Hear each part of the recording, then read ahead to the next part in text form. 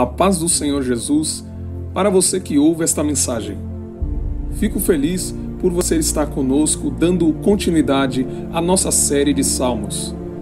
Quero logo pedir os meus sinceros perdões pela falta de alguns temas que talvez não tenham sido abordados no vídeo do Salmo 1. Mas apesar de não ser nenhum teólogo ou especialista da Bíblia, dedico meu esforço pessoal para que todos consigam entender da melhor forma o que diz o livro de Salmos e o que ele tem a nos ensinar.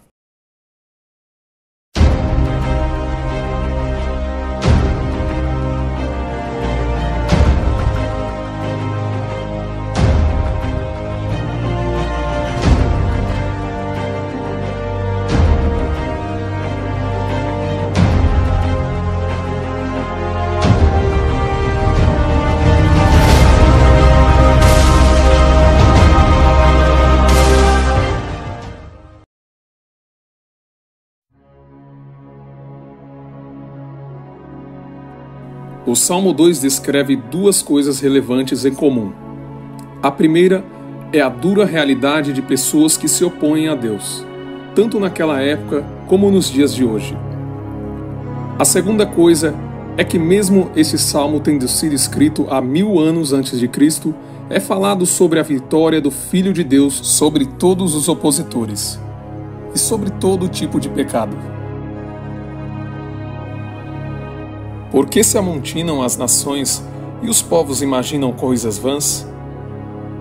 Os reis da terra se levantam, e os príncipes juntos se mancomunam contra o Senhor e contra o seu ungido, dizendo: rompamos as suas ataduras e sacudamos de nós as suas cordas. Aquele que habita nos céus se rirá, o Senhor zombará deles. Então lhes falará na sua ira e no seu furor os confundirá. Eu, porém, ungi o meu rei sobre o meu santo monte Sião. Recitarei o decreto. O Senhor me disse: tu és o meu filho, eu hoje te gerei. Pede-me, e eu te darei as nações por herança, e os confins da terra por tua possessão. Tu os esmigalharás como uma vara de ferro. Tu os despedaçarás como a um vaso de oleiro. Agora, pois, ó reis, sede prudentes, deixai-vos instruir, juízes da terra. Servi ao Senhor com temor e alegrai-vos com tremor. Beijai o filho, para que não se ire, e pereçais no caminho, quando em breve se inflamar a sua ira. Bem-aventurados todos aqueles que nele confiam. Nos versículos 1 e 2, podemos ver que o escritor, possivelmente Davi, escreveu este salmo com base nos eventos que aconteciam ao redor do seu campo de visão. E ele observou e questionou o porquê da grande maioria das pessoas na terra, tanto reis como servos, ricos e pobres, estavam fazendo uma união para se oporem à soberania de Deus. E isso foi visto como um pensamento vão. Ao longo da Bíblia, conseguimos enxergar algumas pessoas que tiveram este tipo de pensamento. Em Gênesis, vemos a história de pessoas que se uniram em uma só língua, um só povo, para construir a torre mais alta da história da humanidade. Uma torre que chegasse até os mais altos céus.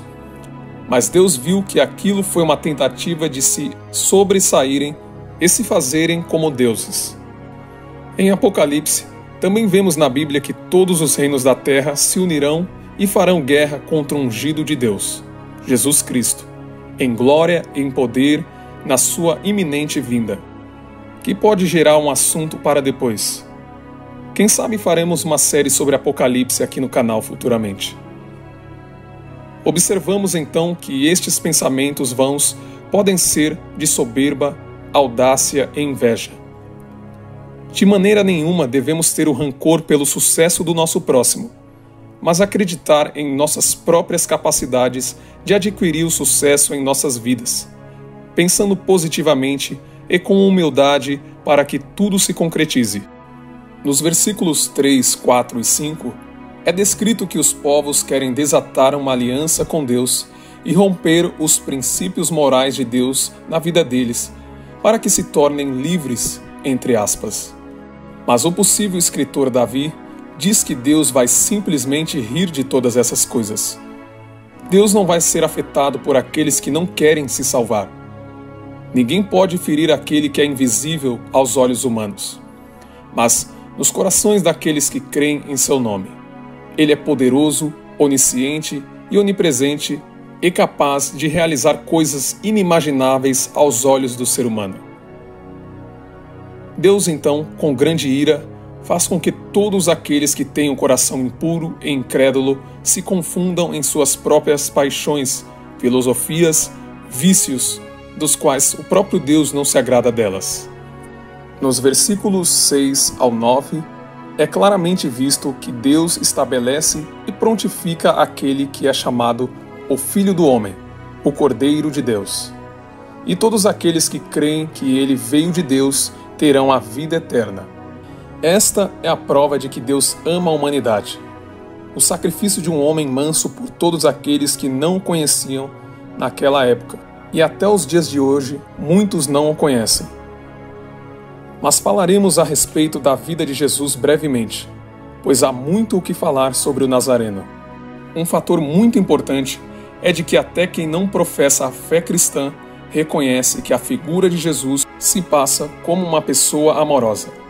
Aliás, Jesus é a representação do amor de Deus para com toda a humanidade. Ele entende cada momento sofrido que nós passamos. Ele entende as nossas escolhas e decisões. E nos ama do jeito que somos. Mas não se engane, ainda falta uma coisa para que faça com que conheçamos a Deus de verdade. Reconhecer os nossos pecados e nos arrepender de todos eles. Pois não existe uma forma de permanecermos no pecado e estar com Deus. Apenas podemos escolher um. E assim como foi escrito, a ressurreição do ungido foi o começo de um reino eterno dado por Deus, para que ele possa reger todos os povos do mundo com uma vara de ferro, que simboliza o domínio total de Deus sobre a terra, sobre a vida e a morte. Nos últimos versículos do 10 ao 12, o escritor deste salmo recomenda que todos sejam humildes e reconheçam que diante de tudo o que se passa em nossas vidas, toda a glória é dada a Ele, porque dele e por Ele e para Ele são todas as coisas. Outro conselho muito importante é dado, que nos deixemos ser instruídos pelo Filho, através dos ensinamentos que são ditos nos Evangelhos, acerca do amor, de não sermos mentirosos, de não roubarmos, de sermos pacientes e que venhamos a perdoar todos os que nos ofendem, pois todas estas coisas agradam a Deus e nos fazem conhecer mais a Ele.